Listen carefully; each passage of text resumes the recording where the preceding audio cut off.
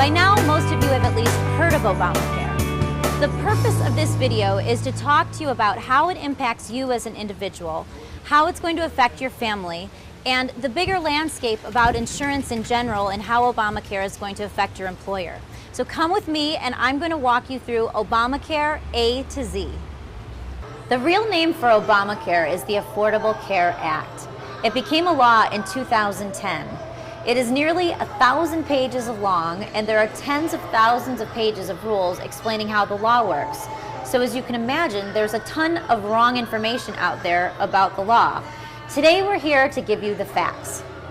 The law basically did three important things. It created an individual mandate, it created an employer mandate, and it required the creation of something called an insurance exchange or an insurance marketplace.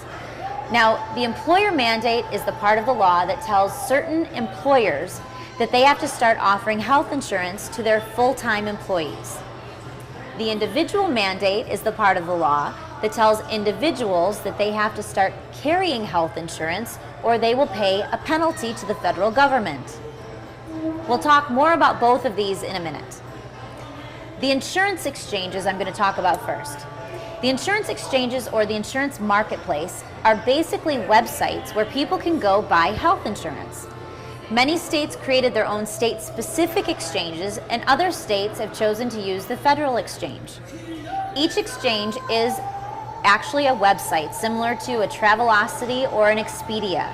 You simply enter your information into the website and it gives you back all of your health insurance options. If your income qualifies and you are not eligible for an employer-sponsored plan, now this is really important. If you are eligible for an employer-sponsored plan, what I'm about to say to you does not apply to you. So if you are not eligible for an employer-sponsored plan and your income qualifies, you may also qualify for a subsidy or financial assistance on an exchange. What does this mean to you? So insurance exchanges are scheduled to go into effect on October 1st, 2013.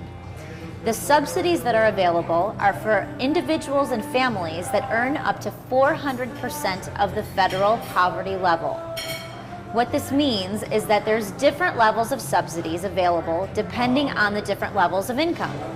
So for example, a 4-person household would qualify for some sort of subsidy if they made up to $92,200 per year. And then, like I said, the amount of the subsidy would vary based on income level.